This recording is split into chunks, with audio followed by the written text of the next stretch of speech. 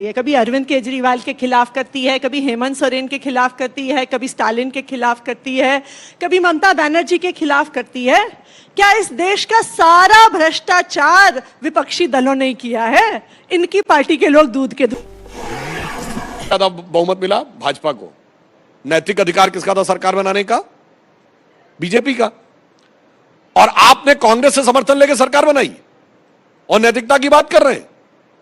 और मैं ये भी नहीं कहना चाहता, मतलब पर्सनल, वो तो कसम खाई थी कि हम शपथ नहीं लेंगे और लिखित में समर्थन मांगा था, लिख के कि हमें आपका समर्थन चाहिए।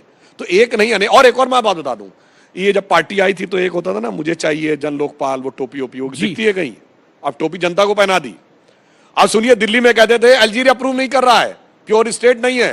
ये क्या हुआ भाई, पंजाब में कहीं लोकपाल नहीं आया? बाकी छोड़िए, इनकी अपनी पार्टी में एक लोकपाल था, एडमिरल रामदास, ठेकाए दिया उनको। जी जवाब अपनी पार्टी का लोकपाल खत्म कर दिया। बाहर की तो बात छोड़िए, वो मुझे चाहिए जन लोकपाल की टोपी बेटा। आतिशी जी, आपने बार-बार बोला कि दो पॉइंट्स पे एक मेरा सवाल, दो पॉइंट्स पे फैक्चुअली रॉन्ग है सुधांशु जी। नहीं, एक सेकंड, दो पॉइंट्स पे फैक्चुअली रॉन्ग है सुधांशु जी। मनीष सिसोदिया जी के लॉकर में वास्तविक तौर में उनके बेटे का झुनझुना मिला था। आप सीबीआई के रिकॉर्ड। अरे भाई, अब ये दुनिया के इकलौते लोग होंगे जो लॉकर में झुनझुना रखते हैं। चांदी का झुनझुना था, इसका मतलब उनकी माता जी ने उनके बेटे के पैदा होने पे दिया था, उनकी पत्नी ने लॉकर में रखा हुआ था। आप सीबीआई का रिकॉर्ड निकाल के देख लीजिए, आपकी सीबीआई बोले। इसका मतलब सीबीआई के सूत्र जो ये कह रहे थे केजरीवाल जी, उन्होंने बता दिया होगा तो निकाल के सीबीआई के लिए झुनझुना रख दिया उन्होंने।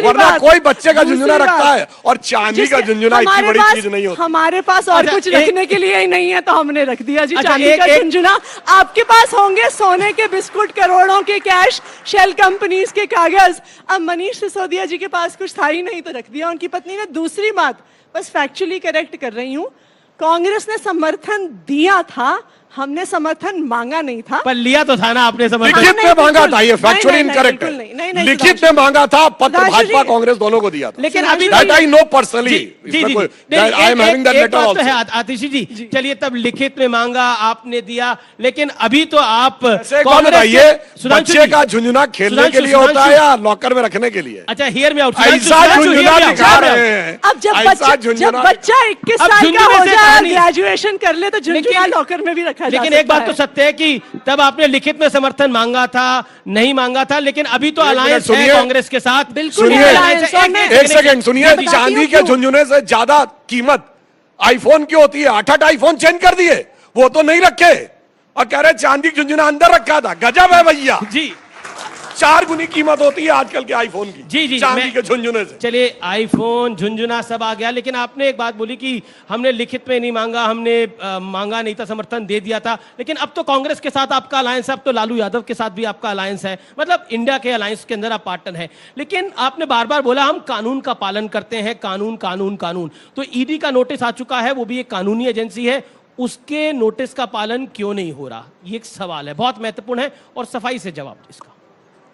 देखिए, मैं ये कहूंगी कि अगर किसी एक सरकार को और किसी एक पार्टी को अवार्ड मिल सकता ना, मोस्ट इन्वेस्टिगेटेड पार्टी, तो वो अवार्ड आम आदमी पार्टी को मिलता और दिल्ली की अरविंद केजरीवाल जी की सरकार को मिलता। जी, आप देखिए, जैसे सुधांशु जी ने कहा, मात्र 10 साल पुरानी हमारी पार्टी है, 9 साल से हम दिल्ली की सरकार में है। कोई ऐसा विभाग नहीं बचा है पिछले 9 सालों में जिन्हें इनकी सरकार ने इन्वेस्टिगेट नहीं किया। इन्होंने हमारे स्कूलों पे जांच कर ली, हमारी मोहल्ला क्लिनिक पे जांच कर ली, हमारे अस्पताल पे जांच कर ली, हमारे दिल्ली जल बोर्ड पे जांच कर ली, हमारी बिजली की व्यवस्था पे जांच कर ली, हर चीज पे जांच कर ली।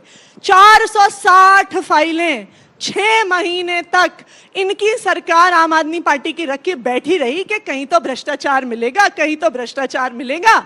तो हमें ईमानदारी का सर्टिफिकेट इनकी सरकार ने शराब घोटाले में आपको जबरदस्ती फंसाया जा रहा है। दूसरी चीज, अब आप सुन लीजिए जी, अब जो ट्रेंड चला है, अब आप अगला सवाल मुझसे ये पूछेंगे तो मैं पहले ही उसका जवाब दे देती हूँ कि अगर आप इनोसेंट हैं, अगर आप ईमानदार हैं, तो फिर मनीष सिसोदिया को, संजय सिंह को बेल क्यों नहीं मिल रही है? अगला सवाल आपका ये होगा। तो मैं आपको उसकी, आप अगर देखिए, उसकी पूरी कहानी बताती हूँ। आपने कभी सोचा है कि भारतीय जनता पार्टी अपने विपक्षी दलों पे सिर्फ पीएमएलए में, prevention of money laundering act, जो ईडी जिसके तहत अपने केस करती है, सिर्फ एक कानून में क्यों केस करते हैं? प्रिवेंशन ऑफ, कहते हैं जी भ्रष्टाचारी हैं सब, प्रिवेंशन ऑफ करप्शन एक्ट में क्यों नहीं करते? कहते हैं जी क्रिमिनल्स हैं सब, सीआरपीसी में क्यों नहीं करते? इसलिए नहीं करते क्योंकि PMLA, prevention of money laundering act, उसमें बेल इस नहीं देश मिलती। का एकमात्र कानून है जिसमें बेल जवाब मिलने का सुधांशु जी। प्रावधान लगभग असंभव है। इसलिए आज पीएमएलए यूज नहीं होता नारकोटिक्स, मेरा- टेररिज्म वगैरह के लिए जिसके लिए यह बना था।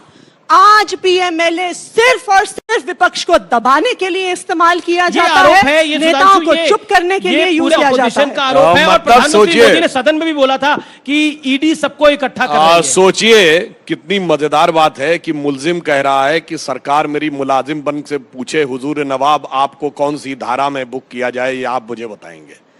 ये आप कहने का प्रयास कर रहे हैं। और दूसरा मैं टेक्निकल बात बताता हूं, अगर इनकी बात सही है तो एक्साइज पॉलिसी विड्रॉ क्यों की? इधर सीबीआई की जांच इनिशिएट हुई, इधर आपने शराब पॉलिसी विड्रॉ कर ली। आपने लैपटॉप क्यों नष्ट किए? आपने क्यों फोन्स नष्ट किए? क्यों? ईमेल अवेलेबल है, कंसर्न